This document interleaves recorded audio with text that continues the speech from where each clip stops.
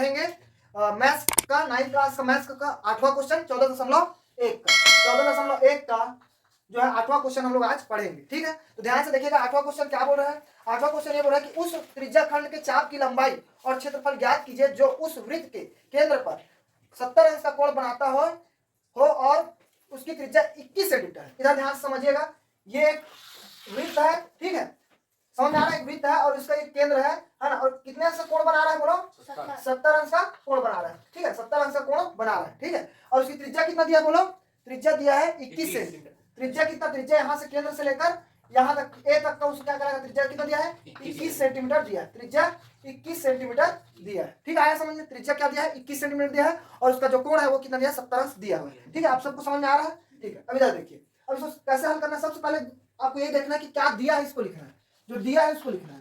ठीक है, दिया है तो दिया क्या चीज है, दिया है आपका त्रिज्या।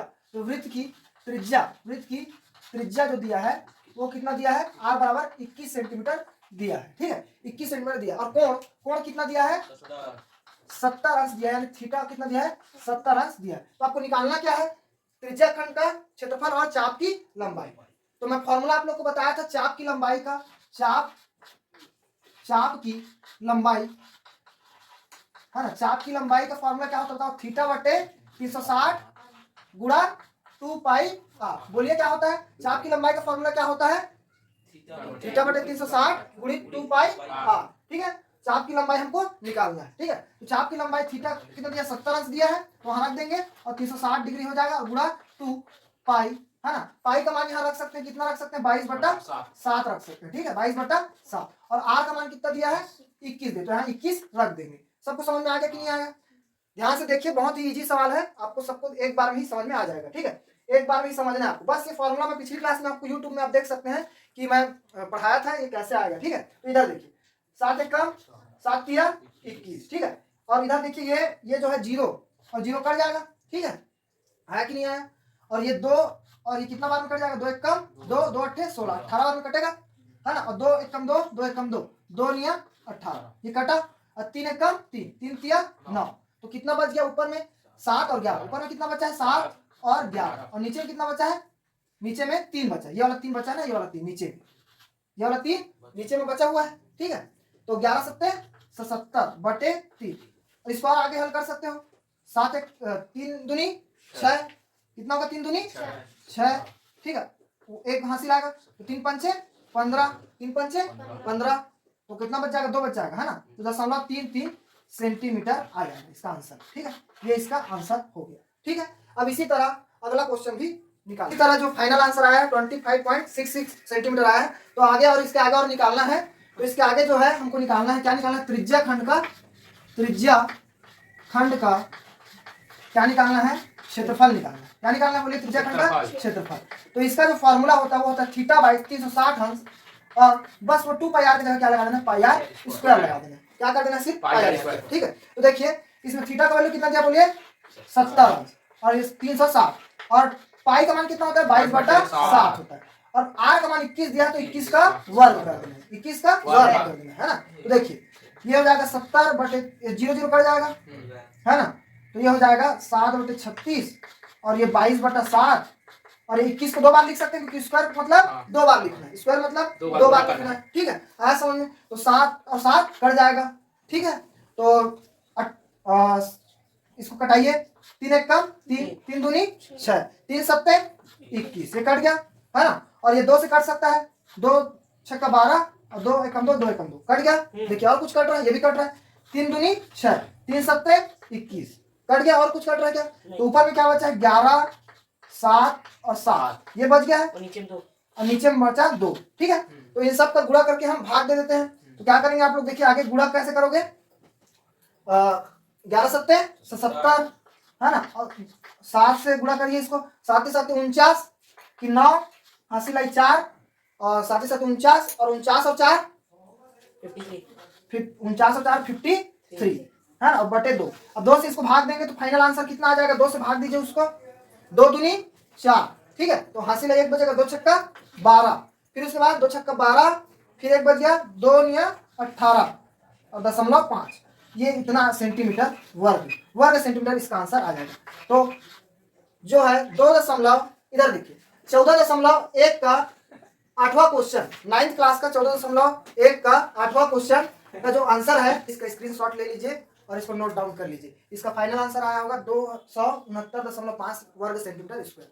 सर हम लोग नेक्स्ट क्वेश्चन देखते हैं 10th नंबर का क्वेश्चन जो 14.1 का 10th क्वेश्चन समझते हैं। इसमें बोल रहा है कि किसी त्रिज्याखंड का क्षेत्रफल 1540 वर्ग सेंटीमीटर है और उसका केंद्र पर 50 अंश का कोण बना रहा है। ठीक है, तो आपको त्रिज्या निकालना है। क्या निकालना है वृत्त का? त्रिज्या निकालना है। आपको क्या दिया बोलिए? सबसे पहले गणित का फॉर्म, गणित बनाने का सबसे अच्छा तरीका यह है कि आप जो दिया है उसको लिख लीजिए। सबसे पहले जो दिया है उसको लिख लीजिए। जो दिया है उसको लिखिए। क्या दिया हम लोग? वृत्त का क्षेत्रफल, वृत्त का क्षेत्रफल दिया है। ठीक है, वृत्त का क्षेत्रफल दिया है 1540 सेंटीमीटर स्क्वायर दिया है। वृत्त का क्षेत्रफल त्रिज्याखंड का क्षेत्रफल। अच्छा, त्रिज्याखंड का क्षेत्रफल दिया। ठीक है, तो त्रिज्याखंड का क्षेत्रफल लिख लीजिए। ठीक है, त्रिज्याखंड का क्षेत्रफल। ठीक है, त्रिज्याखंड का क्षेत्रफल। ठीक है, तो त्रिज्याखंड का क्षेत्रफल देखिए। अब त्रिज्याखंड का क्षेत्रफल दिया है ना, और अपने को क्या दिया है और कोण दिया है। थीटा कितना दिया है? जो केंद्र पर जो कोण बना है उसका मान कितना दिया? 50 अंश दिया है। ठीक है, केंद्र पर जो कोण बना है उसका मान 50। तो सबसे पहले जो दिया है उसको लिख लिया करो। ठीक है, 50 अंश दिया। त्रिज्याखंड का क्षेत्रफल यानी इसका क्षेत्रफल आपको दे दिया गया है। ठीक है, दे दिया गया है तो इसको आपको लिखना है। तो देखो थीटा दिया है, कितना दिया है? 50 अंश दिया। कितना दिया? थीटा 50 अंश। ठीक है, तो त्रिज्याखंड का फॉर्मूला बताइए क्या होता है? थीटा बटे 360 गुणित पाई आर स्क्वायर बराबर 1540 वर्ग सेंटीमीटर दिया है। ठीक है, थीटा का मान कितना दिया? 50 अंश दिया है। ठीक है, और ये 360 इसमें मान को रखना है और पाई का मान 22/7 आर का स्क्वायर हो जाएगा। ठीक है, 540। आप सभी को समझ में आया कि नहीं आया? अब इसको क्या करना है? क्योंकि हमको आर का वैल्यू निकालना है ना। तो देखिए ये 0 से ये 0 कट जाएगा। ठीक है, अब देखिए अब कटाइए इसको। हाँ, 2 से कटा दीजिए। 2 एकम 2, 2 एकम 2, 2 एकम 2, 2 अट्ठे 16, ये कट गया। ठीक है ना। अब देखिए ये 5 से ये आमने सामने भी कट सकता है। ठीक है, 5 एकम 5, 5 किया 15 और 5 शून्य लिखना है, 5 अट्ठे 40। ठीक है, अब देखिए आप लोग 9वीं क्लास के हो तो इतना तो आता ही होगा गुणा भाग करना। ठीक है, अब देखिए अब इसको अब आर का मान निकालना है तो बाकी सबको इधर लेके आ जाएंगे तो ये आर का स्क्वायर हो जाएगा इधर। आप सभी को समझ आ रहा है कि नहीं आ रहा है? 308। ठीक है, अब ये उधर जाकर 18 हो जाएगा और ये 11 किधर चला जाएगा? नीचे चला जाएगा। 11 नीचे चला जाएगा। अब इसको भाग देना कटाना है तो ये कटेगा कि नहीं पहले ये देखिए। तो 11 एकम 11, 11 दूनी 22। देखो 11 एकम 11, 11 दूनी 22। तो 30 में से 22 जाएगा, कितना बच जाएगा? 8। तो 88 हो जाएगा। सुनो स्टॉप करो। इसी तरह से ये 7 जो है इधर आ जाएगा। देखिए ये 7 बटे में है, उधर जाके गुणा में आ जाएगा। ठीक है, और 11 ऊपर में है वो नीचे आ जाएगा, उधर चल के पक्षांतर हो जाता है। ठीक है, तो 11 एकम 11, 11 दूनी 22। अब बच गया कितना? 8 बच गया। तो 11 अट्ठे 88 बार में कट जाएगा। ठीक है, अब देखिए आर का स्क्वायर 11 अट्ठे 88 कटेगा, 28 आया। ठीक, 18 आया और ये 7। देखिए इसको कैसे आसान तरीके से हल करते हैं। देखिए तो आपको लग रहा होगा कि इसको पहले गुणा कैसे करूं, क्या करूं, तो गुणा नहीं करना है। आप गुणा करके और इसको कॉम्प्लिकेट मत कर दीजिएगा। ठीक है, तो 28 को क्या लिख सकता हूँ? 7 चौक 28 लिख सकता हूँ कि नहीं लिख सकता हूँ? ठीक है, और 18 को कितना लिख सकते हैं? 6 तिया भी हो सकता है या 9 दूनी भी लिख सकते हैं। 9 दूनी 18 लिख सकते हैं और ये 7 बच गया। ठीक है, अब देखिए आर का वर्ग को हटाएंगे तो इधर वर्गमूल लग जाएगा। तो देखिए ये 7 गुणा 7 को एक साथ लिख देता हूँ, फिर उसके बाद 4 को लिख देता हूँ, फिर इसको 9 को लिख देता हूँ, फिर लास्ट में बच गया क्या? 2 बच गया। ठीक है, अब देखिए ये जोड़ी बनेगा, 7 और 7 का जोड़ी बन गया। ठीक है, और 4 का वर्गमूल कितना होता है? 2 और 9 का वर्गमूल 3। तो देखिए आर का मान हो जाएगा 7 बाहर निकलेगा और 4 का वर्गमूल है 4 का वर्गमूल है ना, तो 2 निकलेगा। ठीक, और इधर क्या है देखिए लास्ट में 9 का वर्गमूल कितना हो जाएगा? 3 और ये वर्गमूल 2 बच जाएगा क्योंकि 2 का जोड़ी नहीं है। ठीक है, आपको समझना है। 7 दूनी 14 और 14 तिया 42, 14 तिया 42। ठीक है, तो आर का मान फाइनली क्या आ जाएगा?